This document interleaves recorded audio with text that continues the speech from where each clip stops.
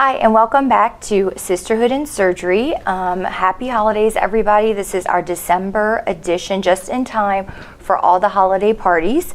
Today we're going to be talking about fashionable options that empower women, and we have three wonderful guests. And of course, my co-host, Palma Shaw. Remember, today is, and every time we do this, is a live show. So you can join by web, go to pollev.com, enter DeBakey, and send us your questions, or join us by text DeBakey to 37607, and send us your questions, and we'll get them answered live. Palma, do you want to start with introductions today? Oh, it's really my pleasure to introduce Gregory Jerome. He is the principal of Gregory Jerome Image Consulting. He holds a Bachelor's of Arts in Organizational Communications and Psychology, Behavioral Science, and Ethics. A style coach and image consultant, he assists individuals and organizations with cultivating an authentic personal and employer brand by utilizing fashion psychology as a tool that contributes to creativity, expressing individuality and confidence. He is passionate about human empowerment and self-expression through style. With over 2 decades of experience in the music and fashion industry, he has witnessed a wide range of cultural fashion trends. Jerome's artistic gifts allow him to create personalized wardrobe needs, utilizing accessories, footwear, made-to-measure, and custom garments. He has worked with companies such as Perry Ellis, Coach, Tailored Brands, and Louis Vuitton. His unorthodox approach furnishes an educational experience. Jerome's knowledge translates into the real-world experiences, supplying guidance on identifying personality traits to external and internal factors of image. This intuitiveness has allowed Jerome to work with a diverse clientele locally and globally. Welcome. Thank you for having me. Our next guest, our next guest is in person. I finally have an in-person guest. Dr. Rema Malik, who is a vascular surgeon with Gulf Coast Vascular here in Houston. She got her MD at Ross University, completed her general surgery residency at Northeastern Ohio Medical University, followed by a surgical critical care fellowship with Wright State University, and completed her vascular surgery training at Wayne State.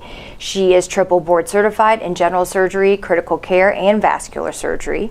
She's a member of SVS and has been a part of several publications, posters, and presentations throughout her career. She has also been an instructor for the fundamentals of critical care, registered physician in vascular interpretation, as well as certified in advanced surgical skills for exposures in trauma. She has many clinical interests in vascular and endovascular surgery, including abdominal, thoracic, carotid brachiocephalic, and upper extremity arterial disease.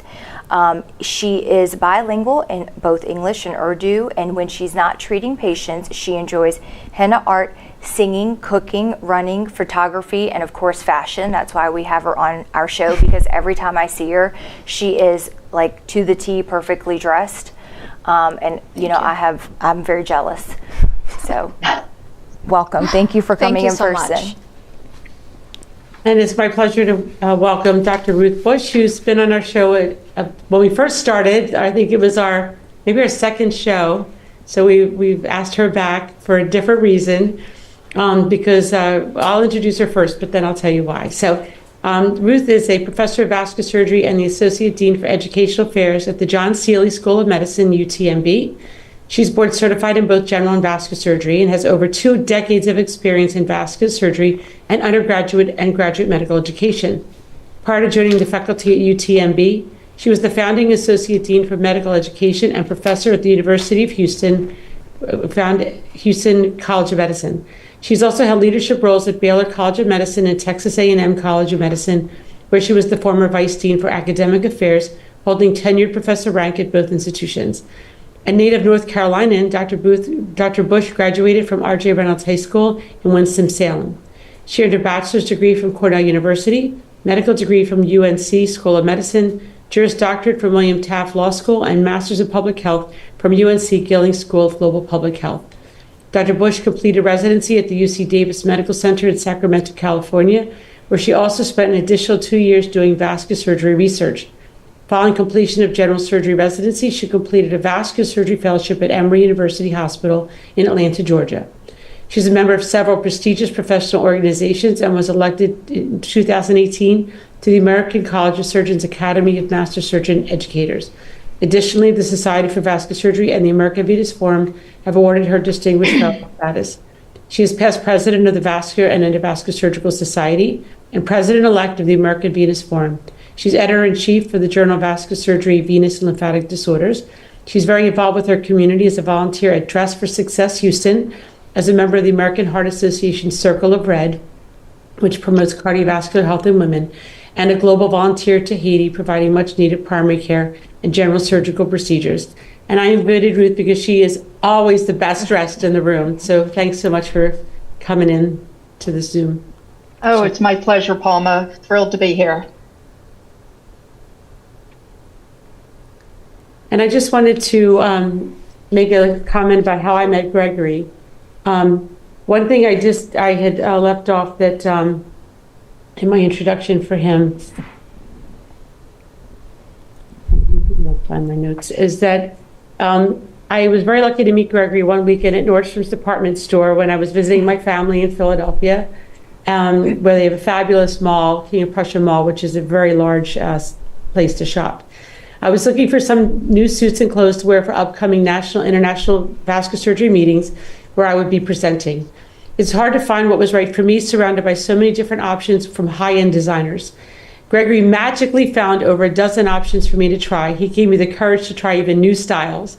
And in our conversations, he explained to me how he works with female executives to help them dress in a manner that embodies their power. We work so hard to move ahead, and it's important to present ourselves in a way that supports this effort. We're so busy in our roles as vascular surgeons that we may not have time to invest in ourselves. So I thought it'd be great to have Gregory introduce us into this way of thinking so that we can dress for success and exude our power.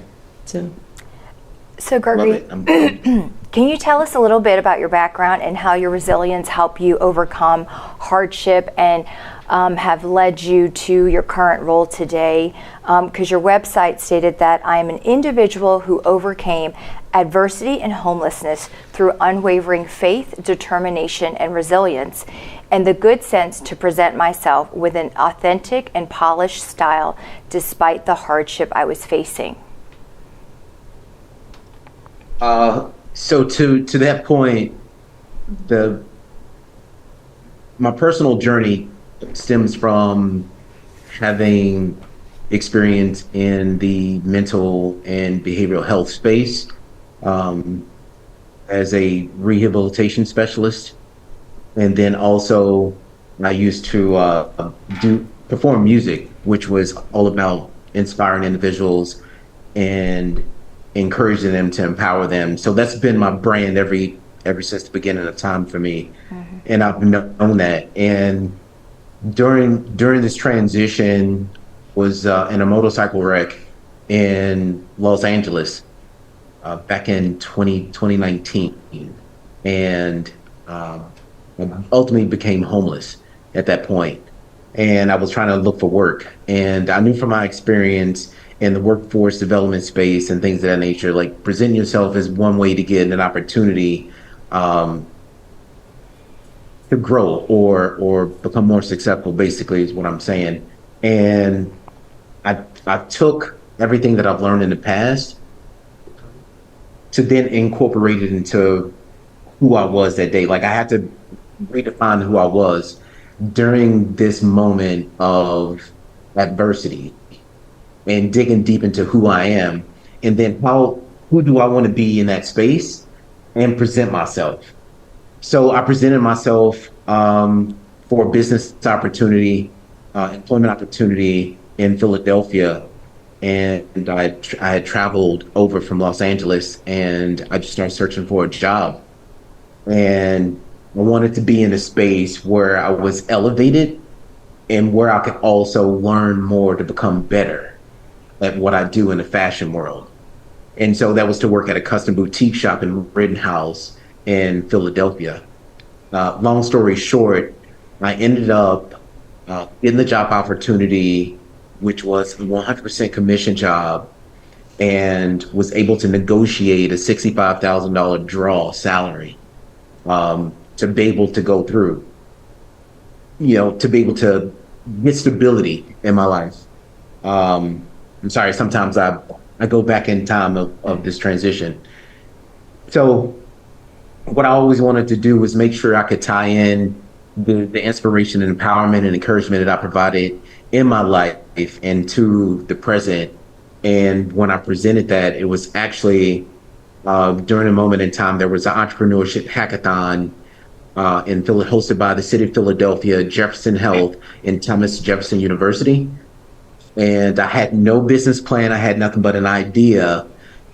So I applied for it, and it was 24 hours deadline. I submitted the wrong application, I called like the customer service people and asked, could I get a new application? I filled out the wrong one. They granted me it. Thank God for that. And I submitted it. I was a finalist. The next day, they told me I had 24 hours to create a presentation. I did an all-nighter. It took me back to my college days. I did an all-nighter to create a presentation. But the presentation was based upon the time of the pandemic when there was 42% of adults dealing with depression and anxiety. And then also the unemployment rate was at an all-time high, 5.2% on that one, or 5.6, I think. But then also businesses were suffering economically, right? So I was like, what can I do in my power to help everyone in this space? How can I uplift people, empower people? How can I create a system where I'm feeding into small businesses to help them generate funds? And the idea was to become an image consultant. That way I could just work with the people and bring money in as well. And that was my company was based off of. And so that brought me to this space where I'm at now. That's a great inspirational story of how you found strength and wonderful ideas, creative ideas when you were at a low point in your life. What a success story already. Yeah. I guess I would say that I feel like a lot of us have been at different parts of our lives where you feel like you've sort of hit rock bottom at a different time point for different reasons that you never could imagine. How could I ever end up in this particular position? And I think I've done that a few times. So anyways, so I'm very good at that. And then, you stand back up and you dust yourself off and you take a step forward and you move on. But I think that, I'd like to hear Ruth and Rema's perspective on, maybe how they put an image forth of strength when they felt very weak. I mean, I know I do that, when sometimes things are going well, or you're less confident, or you're not in the most, the most confident circumstance at work or in a meeting or something, that you have to look good and you have to not let anybody know that you're struggling. Maybe they can share an experience or their thoughts on that. Ruth, do you have a thought on that? Sure. And I think I love hearing about your journey, Gregory. Thank you for sharing that with us. I know that that's very personal, but it's very meaningful. I think that we all have our own individual journeys, as Palma alluded to. Different things happen in our lives, and it is truly a journey. For me, I have to say, I remember back to, I don't remember, it had to be about 15, 20 years ago, when a good friend of ours, a woman named Dr. Joanne Lohr, who many of us have had her as a mentor, a sponsor over the years, said to me at a meeting, "No one wants to see us in the same blue suit." And I have remembered that comment ever since. No one wants to see us in that same blue suit. And this is back when there were not too many women. And you stood out, number one, for your gender, but we could also stand out for how we looked. I fully admit that I have imposter syndrome, similar to some of my mentees who are, half my age or even more. And, we sometimes in all the stuff that we do and all the titles and all the letters and all the stuff that Palma read, you do feel like a fraud. You're like, is that really me? But I also know that if I feel good about myself, and this isn't about anyone else, it's about me and how I feel about myself, I think that will help me be my most authentic self, because then I'm not worried about it, right? I'm not worried about that, but it's also not anyone else's style. It is my own, and it's changed over the years. The super high heels had to go out with the pandemic. I got over it very quickly, while we were all home. But I'd love to hear from Gregory. I'd love to chat with Gregory about style and how that does change. I think at different periods of our time and different jobs we have, and also what is happening that day. What is happening that day? What do you need to project that day? Are you meeting with all the chairs? Are you meeting, for example, on this meeting? What are you doing that day? Are we at a professional organizational meeting? I like to present my best self.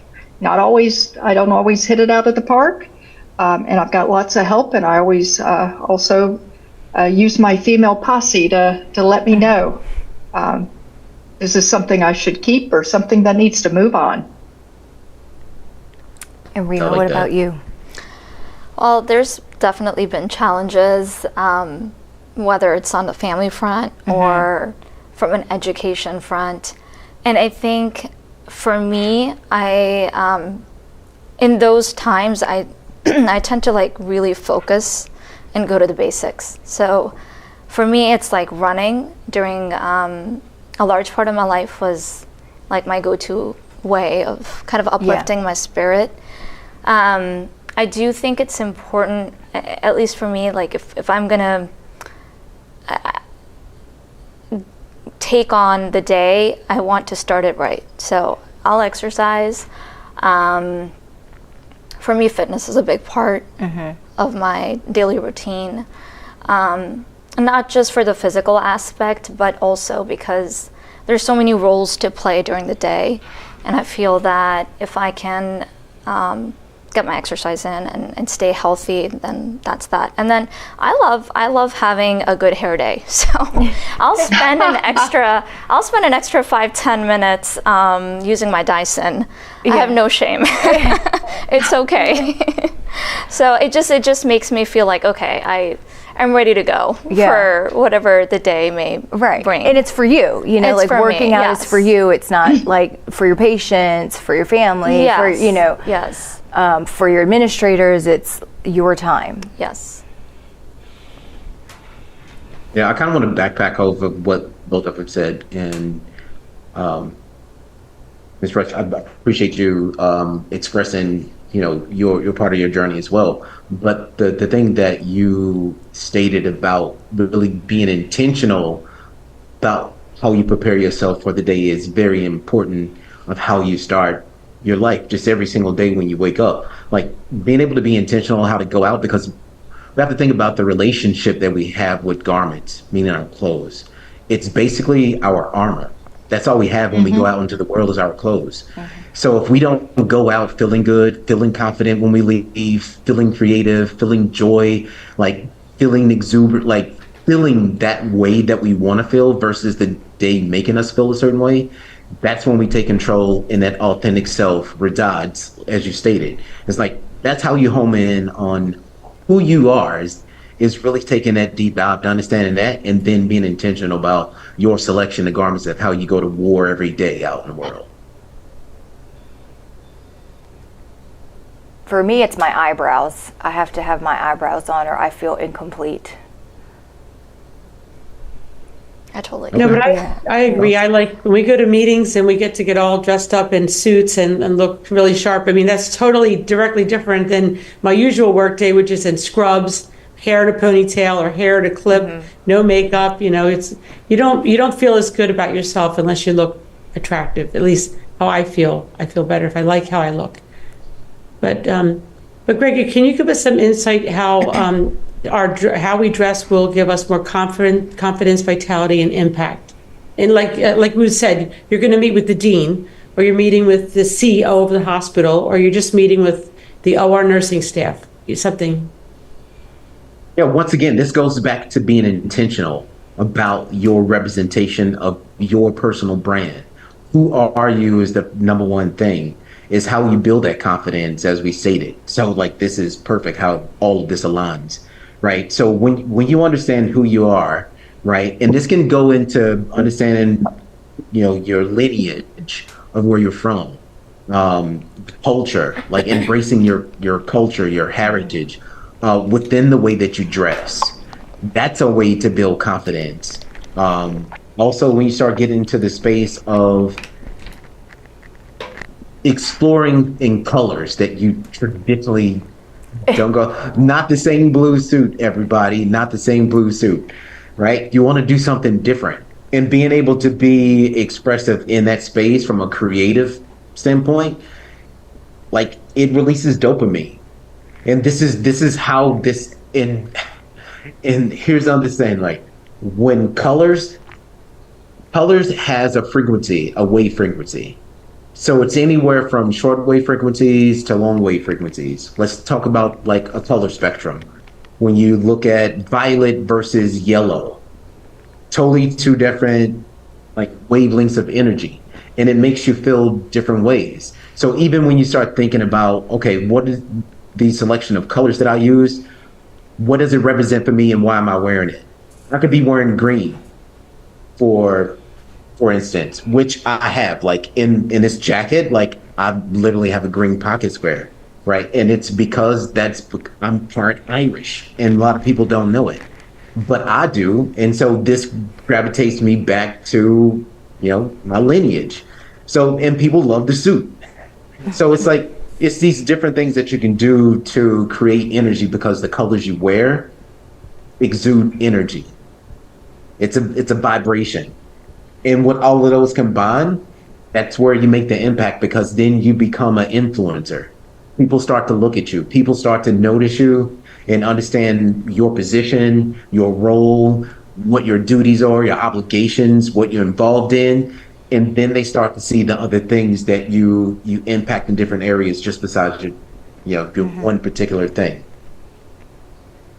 Can you talk? Do you think if you're going to be with the CEO, you should dress like a CEO? I mean, should you dress for the role you want to have, not the role you have right now? Yeah, listen, this is what I call the dressing for ethics. It's knowing what environment that you're going into. Right? It's like, what battle are you going to, where are you going to war at, right? What armor are you wearing to the battlefield, right? So if I'm going somewhere like the executives, then sure, I'm wearing tailored everything. Everything is going to be tailored when I go and meet with executive anybody. Anybody from the C-suite, I'm executive tailoring. That's what I'm doing. To the T, to the nods. Everything, Chris, details, and details. That's how you stand out. Once again, personality, because sometimes you can be in these executive meetings and everybody's wearing the same blue suit. The same blue suit. Yeah. Same blue suit. It's not blue, then it's gray. Yep. It's not gray, then it's black. How do you find your own style? I mean, I would think, even if you were going to a C-suite, or whoever, the president of the hospital, I feel it's important to be, like y'all talked about, authentic, right? Like, be you, like, be professional, but also have a little bit of your own style in there to set you apart from maybe other candidates. Yeah, good question. Finding your style is like finding yourself. In a sense, once again, it's what things do you gravitate to? What is inspiration? I'll use this as an example. We have Dr. Butch, who's in the Bahamas right now, right? Well, that could be an inspiration, destination inspiration. So I could take those same colors that's in her background and implement that into my wardrobe, right? So that's having that creative and like the things that mean something to you. It can also mean symbolism, which are accessories. Like I like animals, spirit animals. So a lot of my rings, they're spirit animal rings, and they create conversations, even in executive spaces. So it's, you know, it's even accessories. Using accessories is another way to find your style. It could go from anywhere from art, visual art. It could go from home decor. It could be from architecture. Like it could be from anything. I found inspiration and style in like a mushroom patch, where I took the mushroom brown, the green, and like the yellow from the fern, and I put those colors into an outfit. So just creating, just being creative in spaces is how you really find yourself. Rema, do you have any comments regarding that, or do you find you incorporate things that you relate to into your outfit? Yeah, or jewelry. Rema has a lot of jewelry on, if you haven't noticed. For me, if I'm going to a meeting, I like to be a little conservative and I like to wear solid colors. But I like a pop of color, so I may wear colored shoes, I may wear jewelry or like earrings, and I really like having a nice pair, a nice watch, to kind of finish the look. But everything else, I feel like being understated with just accessorizing a little bit is, for me, it's I find my comfort in that. Like I feel like it's a classy vibe. It's not too over the top, but I'm still being myself and kind of standing out with especially with the jewelry. She has wonderful jewelry on. I don't know if y'all can see. Is that turquoise that you're wearing? Yeah, her earrings. Yeah, it's like pop of color. So I have a question. So along those same lines, because I understand being somewhat conservative, but not being. I am, like many women, smaller, not terribly tall. So when I look at, the same blue suit, unless I were to get something custom made, which is a little pricey, honestly, those don't look very good on me because I am short. And I look like I'm wearing Dad's hand-me-down jacket. So help us out when we're going to the C-suite and we are small people. Plus, I don't know that my style is terribly conservative. Gregory, now would be a good time for that slide that you had. Oh, you want to see About the different body types? Yes. Oh. Let me Share screen. let me bring that back Because Ruth, up. as you're talking about this, we all have different heights, and I have a very short waist, so like high waist anything looks terrible on me. Terrible. I feel like I'm choking. Right. And it probably doesn't, it's not fitting very well. Yeah. Can we see that, people? Yeah, perfect. Yes. So this is, I don't know what that's in, but so this is 5 distinctive like body types for women. Just so you can see the body, like the shape of the body, right? So some of these are fruit. Like I can hear some women now. Women ain't supposed to be treated like fruit. That's a little joke. Okay, That's a fruit. little joke. You can laugh. I ain't no fruit. But here's like the apple shape. You have like the pear shape here. This is like the hourglass shape, rectangle shape. So these are like some styles because each body type has a certain cut that it needs.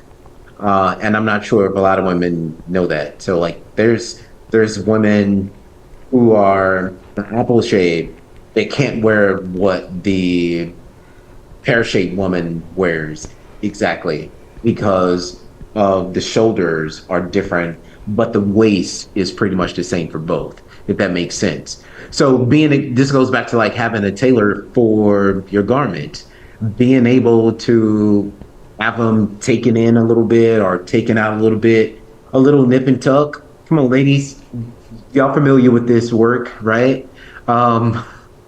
Being able to just like do a little, if you find some clothes that may fit, maybe it's a little too big, you can just take it to a tailor and be able to take it in certain spaces to create the silhouette that you're looking for your body type.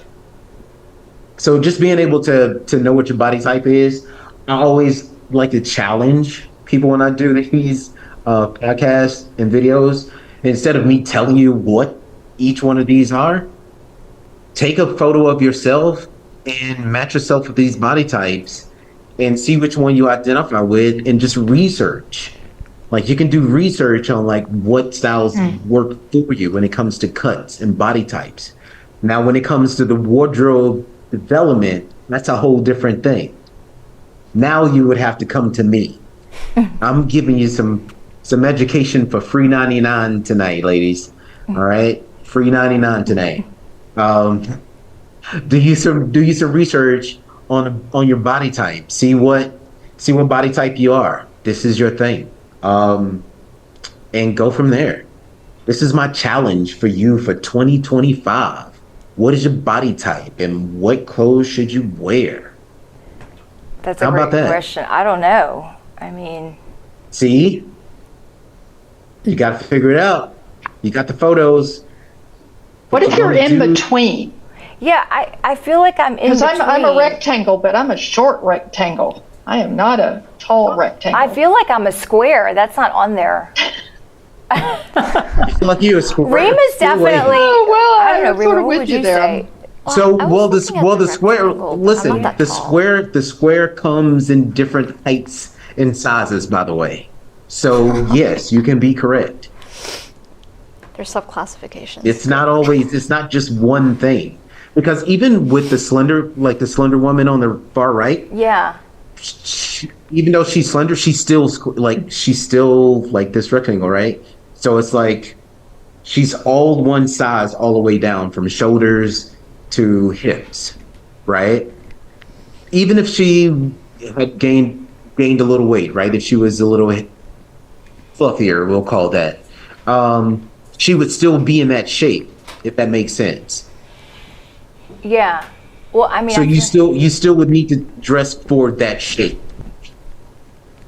So basically, you need a tailor because clothes are not, unless you get custom clothes. You're gonna have to take. You can do custom clothes, but here's another thing too. There's a secret called a belt. Belt can work wonders with a lot of things.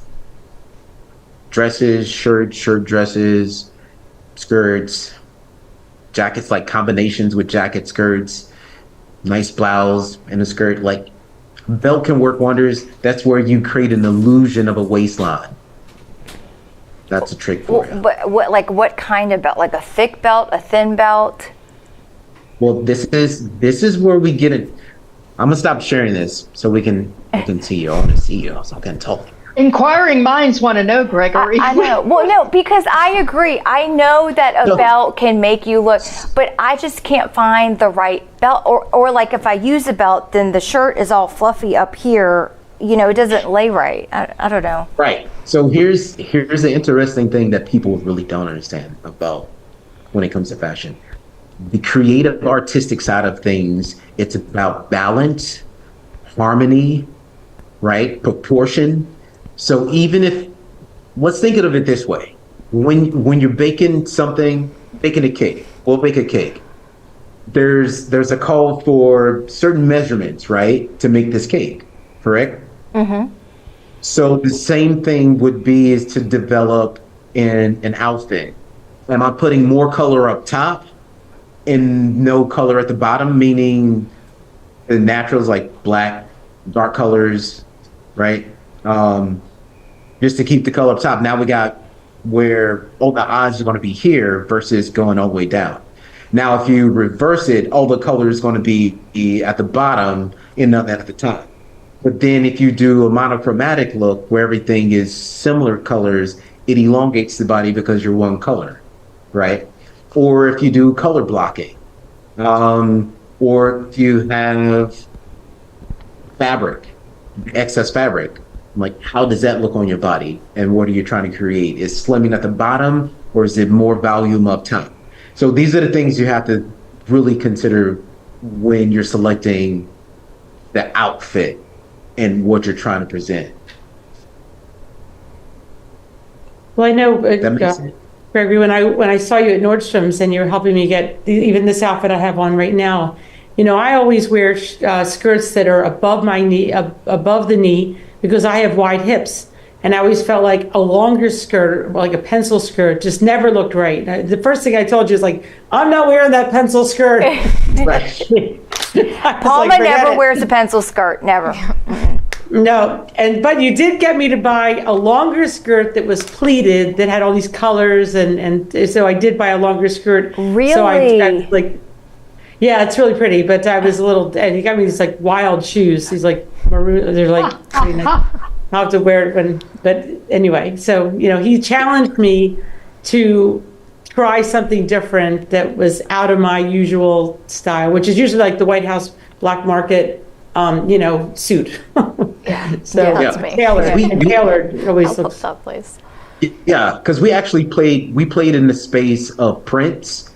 We played in the space of textile. So we even combined textiles and fabrics, actually. So we did things that most people probably wouldn't do. I think there's the skirt that you were talking about is where we put the tweed. It's like a golden brown tweed jacket. Tweed jacket.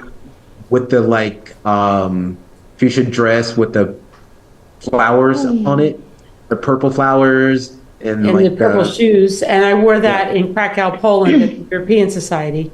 So yeah, Palma like you never, look like Palma a never bomb used to there. wear print. I mean, Palma's not a print kind of person. I mean, every time she has the short skirt, you know, one color.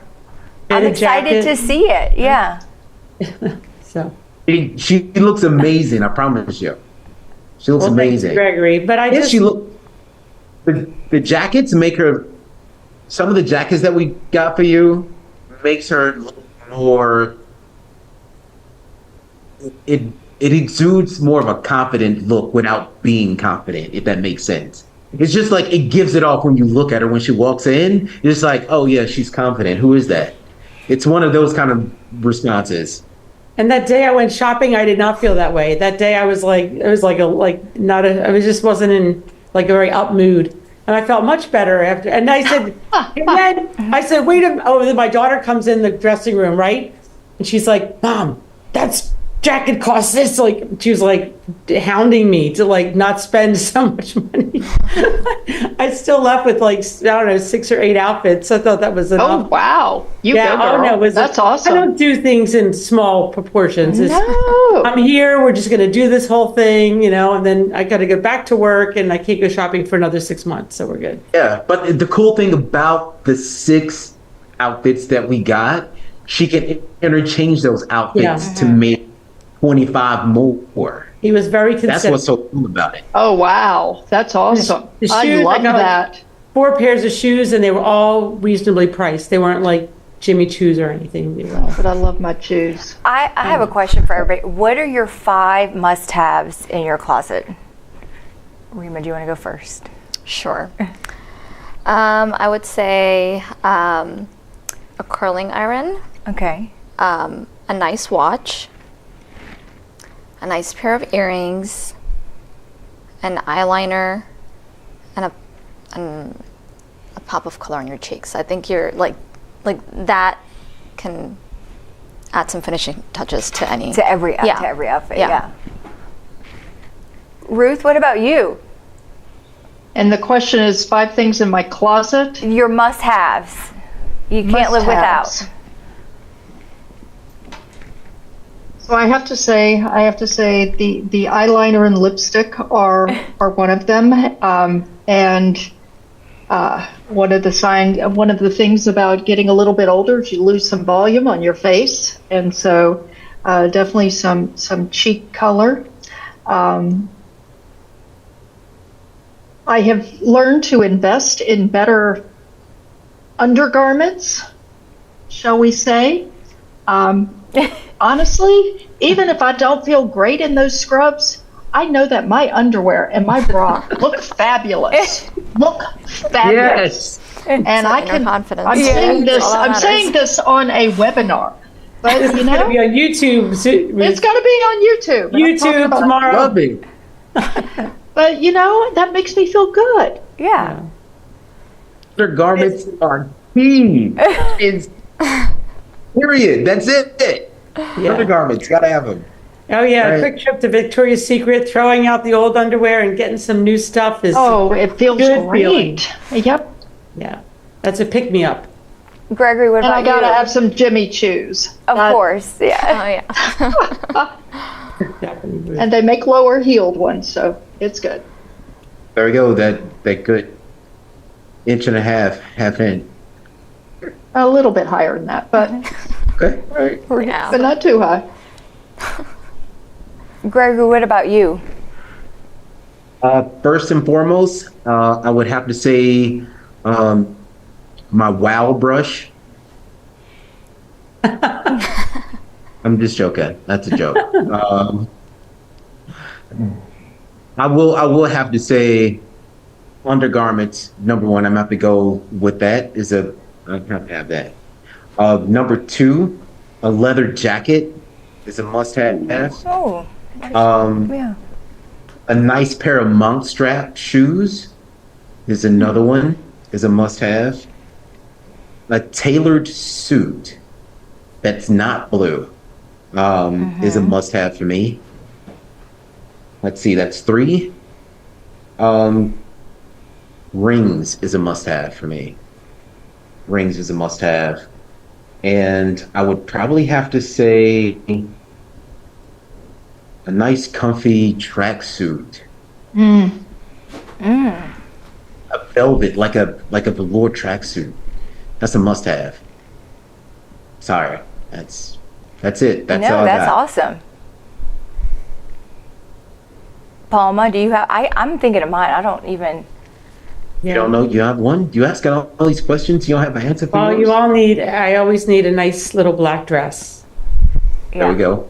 some nice black heels, black pumps. You gotta have the pearls. Gotta have the pearls. Pearls are for the meetings we go to. They really make things. Even I go in and I was operating today, and they're like, "Oh, you look nice. You got pearls on in the Got your operating room." pearls on with the Pearls scrubs. in the I love OR, it. I love it. No, I always love that because there was one of my mentors, Jane Hare, a plastic surgeon in Manhattan. She was right on Fifth Avenue. I mean, top-notch plastic surgeon. She was the classiest female surgeon I've ever met in my life, and she would come in looking stunning all the time with pearls. And I thought, I want to be just like that woman. I mean, it really adds to the outfit. And then I think just some makeup, because like Ruth said, as you start to look older, I feel like my face is not as, I don't know, I need You don't have as much, the automatic filler goes away. so, You could buy that though. You can Yeah. buy it. Absolutely. yeah. Do you want to take a crack at it, Linda, or I'll ask Well, Greg another definitely beyond yoga leggings with pockets. Oh, I have it in every color. A good pair of white jeans. A good pair of white jeans. Because we live in Houston, so we really don't have like seasons. I have white jeans. I have two pairs. Yeah, I mean seasons don't really happen here. A good Yeah. like sweater / jacket zip up. And I go through those. I mean, I switch them out every On the daily. season. Yeah. And probably a nice like go-to dress that can kind of fit every occasion. And tennis shoes. bet it's different. A stylish I bet it's tennis different. shoes. Yeah, I'm thinking like you're in Texas, like the three of you Style. are all down Yeah, sure. south in Texas, totally different. Like it's hot there. Oh, so hot. More humid. Yeah. And when I lived in Manhattan, like I was always dressed in black. Black was it. Everything was a bit black. And Yeah. even in Syracuse, New York dress is totally different than, I'm sure. My closet's very different than y'all's closet. On Instagram, there was this hilarious meme that said, in Texas, we don't have winter wear. Like our winter wear is basically mismatched fleece pants and like different sweat because like Leisure. we don't exactly. today's 86 degrees, so I was sweating. I mean, I had to wear this just to be Yeah, I'm Christmassy, looking at you with that sweatshirt yeah, on. well, and the studio is freezing, but yeah. normally you can't. I mean, you buy winter wear these beautiful coats, but you wear it once or twice maybe. Yeah, Or if you're traveling. or if you're traveling, you get to wear it. Yeah, so. I forgot perfume. Oh yeah, Perfume's that's really true. important. Yes. Oh, Yes, yeah, the I've gotten scent. away from that. Yeah. Oh yeah, I do. Yeah, that would be. What? You ladies don't like natural pheromones? What do you mean? I want to ask Gregory a question because I want to know a little bit more about these polished professional workshops that you conduct with Fortune 500 companies, not-for-profits, and going beyond the usual dress for success messaging. Because we have a new society that Ruth is involved with for sure, the International Society for Women Vascular Surgeons, and we're having a meeting in May, and maybe at some point in time, maybe when I'm president, which will be next year, we might have someone like you come and do a little session. Ruth, wouldn't that be fun? Oh, it would be so much fun. Everybody would go, I think. Well, yeah, and then maybe we could sign up and pay for, I don't know, 15-minute consultation or something. Yeah, we can do something like that. I've worked with some companies like, well, you all would know because you're in Houston, but Hiko is an energy company on the East Coast, very large company. I've worked with their couple of their departments. They have different departments. They're so big, and it was actually for a Women's History Month event that they did, I think about a year ago, that I did for all of the female employees in that department. I think it was 125 that showed up for it. Yeah, so these workshops that I provide are innovative, they're engaging, thought-provoking, but I really focus on the space of what we really discussed today about is one, identifying who you are, and then also what is the alignment of the brand and yourself, like the brand that you represent, the company that you work for, and how does it align with your core values as well, and even from that space of corporations understanding how to empathize and understand how recognizing cultural employees and allow them to express that too in the workplace also helps with creating a better morale for the company and camaraderie and things like that. It also allows individuals to become more relatable to each other, if that makes sense. When they can understand they have these same challenges as we expressed today, of which you all have. It's like, hey, I had these same challenges. So then going through these same challenges, because if the C-suite executives are having these challenges with what to wear, just imagine what your employees are thinking about too. And they're at the bottom. So not at the bottom, but they're not as in the ranks of the importance of being. But at the same time, they still need to have this in order to function within the system of the machine. So being able to tap into the psychological aspects where we talk about the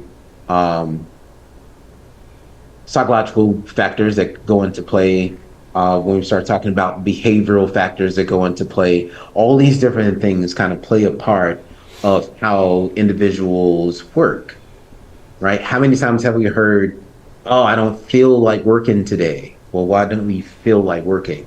So if there's a space where companies can contribute to the betterment of the well-being of their team members, then that creates a better dynamic team, if that makes sense.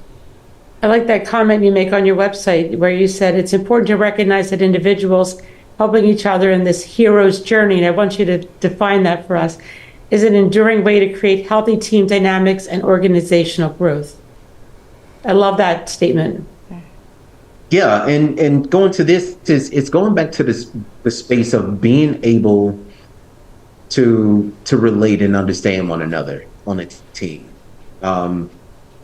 and being able to have a voice within that space, because that groups, that's being able to dress and express yourself is it's nonverbal communication, number one. So that gives you a space. But once you have that space, then you have the confidence and courage to have a vocal space of placement within the team. And once you're able to have that, then you create a different environment of trust within the company, from C-suite, up the pyramid, down the pyramid. It's like being able to create that for a team, that environment is what helps boost. But even within that, we all have personal stories and journeys that we can learn from one another. And from our own personal experiences, we can also empower other people of how we got over the hill, or made it through perseverance and strength and courage, and what lessons we learned within it, and what tools did we use to utilize to do it. I use fashion, so that's what I give. I teach people how to overcome all of that, because kind of going back to when I was homeless, is the only way that I can really feel empowered and go conquer and get what I want is if I dress like it, if I look like it. Like, nobody knew I was homeless, but I walked around like I owned a $1 million man, like $1 billion mansion, right? So, but that exuded, and it exudes to your team members when you're like that too. And even in my current situation where I've been joined to a new team, people, you grow and you present yourself, and then they become to inspire them now, because they're seasoned. And so now I come in, now I'm giving a fresh perspective on things, even just who I am as an individual and what I do. Even like tonight, they had no idea that I did this type of work outside. And they were like, gosh, you do this? That's so cool. Oh, we should get them in to get custom jacket. I was like, yes, we can. Sign us up. We have That's awesome. we have 5 minutes left. Okay. We have a live question, so I just want to get to them really quickly. All right. Okay, one person says, posture plays a role, and when you feel confident in clothes, it helps you walk taller. Very true. And then the other comment is, are those shows like what not to wear actually really helpful? Any thoughts on that from everybody? I don't think there's a definite no. For me, it's just entertainment. I was going to say, they are funny. It's just entertainment. Could you learn something from it? Sure, but it depends on what lens you're looking at it through. Yeah. Right? Just like with anything that you look at or watch or listen to. I don't believe they're helpful. I think you really taking the initiative to deep dive into your own self and realizing who you are and navigating that space, the more whole you'll become, and that's more helpful than a television show. Very true. Any last comments from anybody? I wanted to ask, how are we going to learn about the new trends when we're so busy? Yeah, that's actually a good thing to end on. How do we, Gregory? So quick and easy, follow your favorite designers. Oh, okay. On social media. Yeah. So pick out what they're doing. If you look good in Perry Ellis, then follow. They make stuff that looks good on you, then follow them. Well, even if you don't wear it, right? Other brands are still going to come out with trends. So there's going to be trends from different brands. These different brands are going to be bringing different things.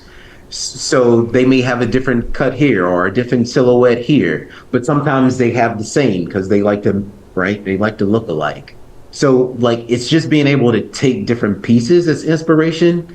So it could be something simple as I like tech wear.